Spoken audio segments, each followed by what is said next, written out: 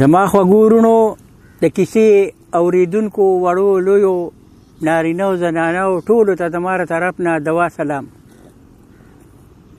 د سلام نه بعد یو لنډه خبر مې را یاده شوې ده او ډېره زړه ده، نو تازه به یې کړو. تاسو به کیدای شي چې اورېدلې وي.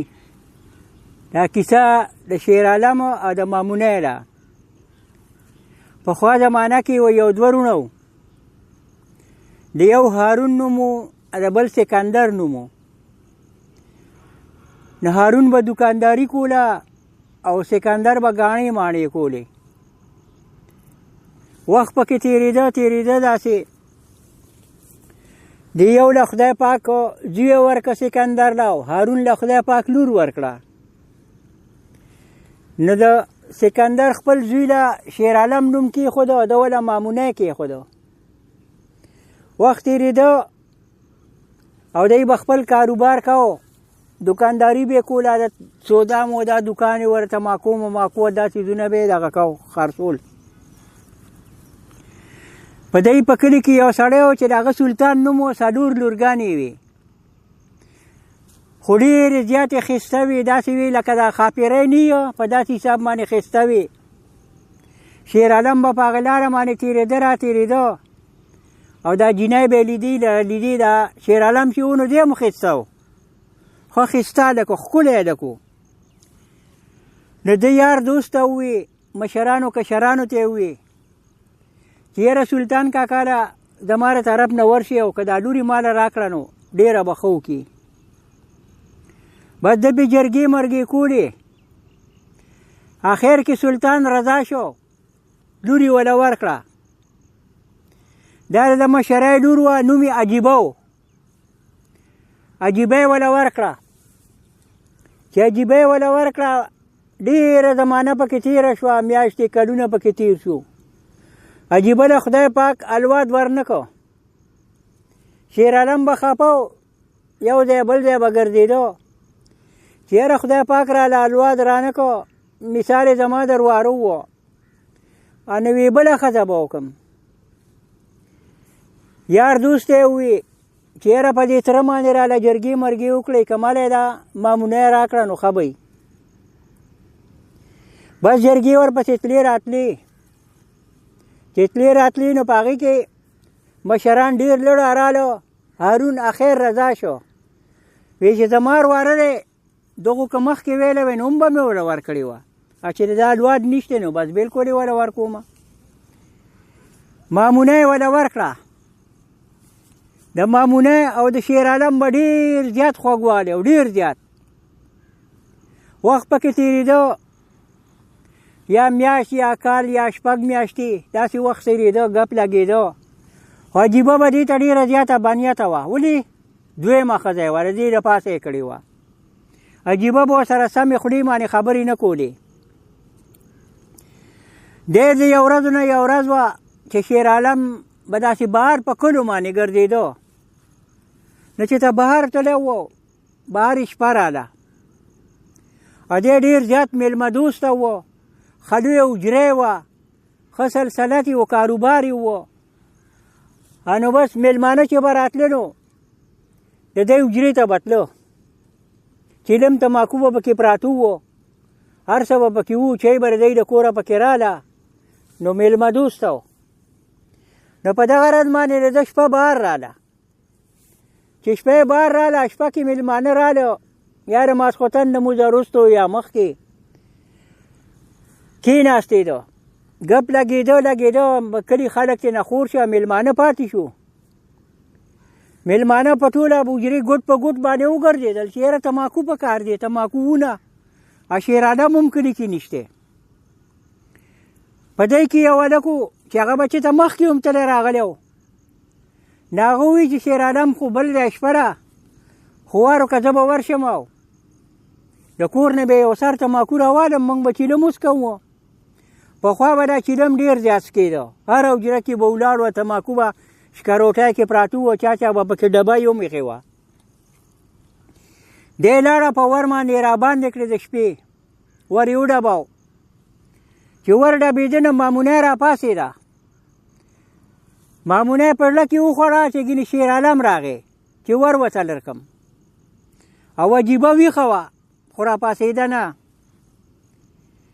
مامونه یې چې کوڅې خواله راورسېده نو اواز یې وله ورکړ د هوښیارو ښځو دا کاري.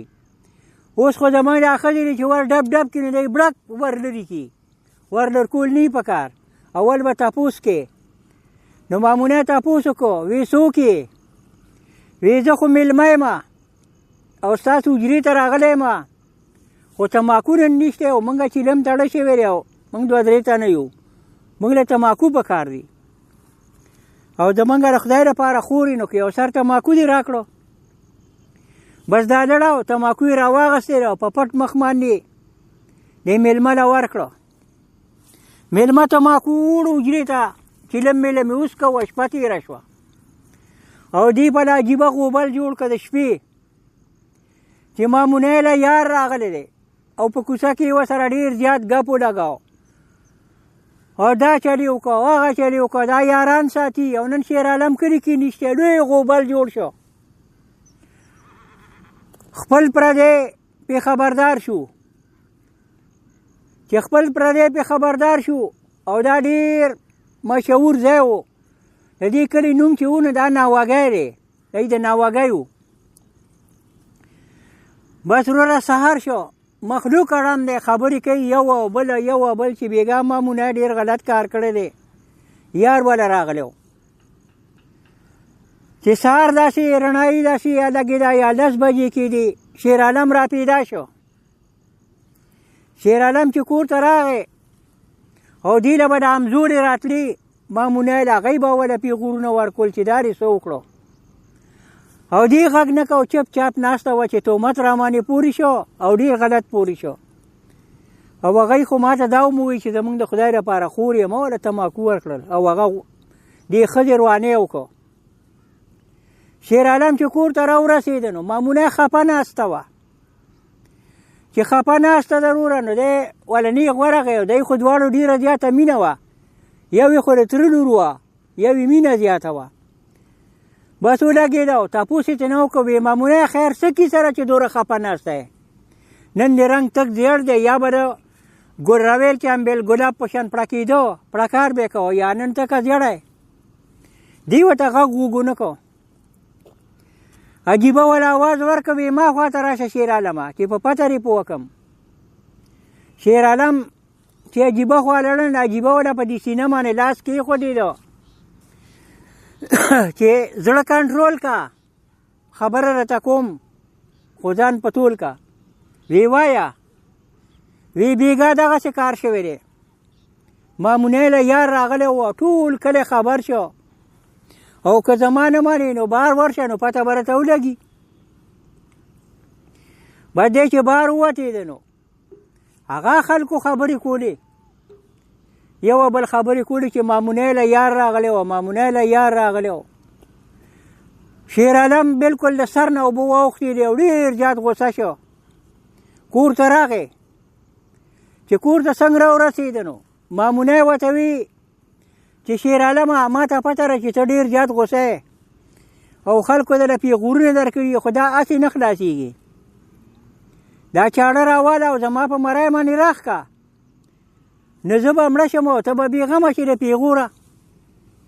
شیر عالم خو ډېر زیات غوسه و او بس په منډه باندې ورغی چاړه یې راواغسته. چې چاړه یې راواغسته مامونه یې ووهله نو روغه ولګېده، وینو داسې دارې شروع کړې، کمره ټوله د وینې ولړله شوه، شیر عالم ټول د وینې ولړلی شو. یو چغه جوړه شوه وی د مامونه د مرګ اواز شه جینکو پرېښودې کولپی په تنرونو. نو دی ورته وی د مامونه د مرګ اواز شو، ځمکه جدا شوه، اسمان دړې غورځوي. انا بل ولا بیا ولا اواز ورکوي د مامونه د مرګ اواز شو. دا وی د شیر عالم خدای دې خوار کا د تماکو په پاڼو چا کړي مرګونه. نو زما خواګورونو سوچ کوئ، په هره یوه خبره باندې سوچ پکار دی. شیر عالم لم سوچ پکار و، د میلمنو پته کول پکار وه چې دا څه ووه څه ونه شو. مامونه یې مړه شوه، شاعرانو ورپسې ډېرې زیاتې خبرې جوړې کړي دي او ډېرې مصري دي، خو مونږ خو زمیندار ټایپ یو، لور لاس کې واخریب وو، دا وړوکی راشي وایي کیسه کوو. نو دا لنډه غونه خبره وه، مامونه یې مړه شوه او شیر عالم عجیبه ته پاتې شو. نو بس ټولو طرف ته زما د طرفه ټولو ته دوا سلام. زما دغه نمبر دی 0308 58 55 607 صوابه سینه اسپتال.